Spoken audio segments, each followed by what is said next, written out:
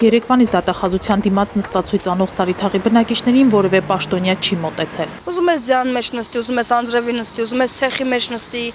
ինչ ուզում ես արա, միևնույն է իրանք անտարբեր են։ Իրանք թքած ունեն քո վրա, քո կալանավորի վրա։ Սարիթաղի բնակիչները պահանջում են ազատ արձակել իրենց հարազատներին, որոնք կալանավորված են նախորդ տարվա հուլիսյան դեպքերից հետո։ Իշխանության ներկայացուցչի նկատմամբ վտանգավոր բռնություն գործադրելու մեղադրանքով նրանք պնդում են, որ ոստիկաններն են հրահրել բախումները։ Ոչ մեկին իրանք վնաս չեն տվել այդ գործողությունների ընթացքում, պարզապես, չգիտեմ, խառնաշփոթ ա եղել այնտեղ, իրանք մեղավոր չեն։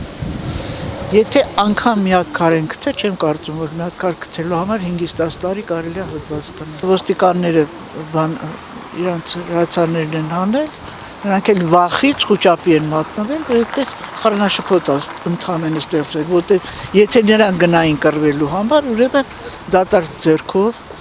առանց մի որևիցե փայտի կամ մի բանի չստերով չէին գնա։ Նրանք գնացել էին կոմունալ խնդիրները լուծելու համար։ Որ ասեին բացել գոնե ճանապարհ մի փոքր մարդիկ իջնեն գան, տրանսպորտ աշխատի։ Դրա համար ուրիշ ոչ մի բան։ Արդեն 5 օր հացադուլի մեջ գտնվող Էդուարդ Զեյթունյանն այսօր դիմում է գրել հացադուլից դուրս գալու համար։ Նրա վիճակը վատացել է։ Իրան տարել են հետազոտման, ասել են, որ ողնաշնչային դիսկն է, հավո շատ վատ վիճակի մեջ է արդեն, մեկ էլ բան այս թոքերը դու բրոխներ տալիքը։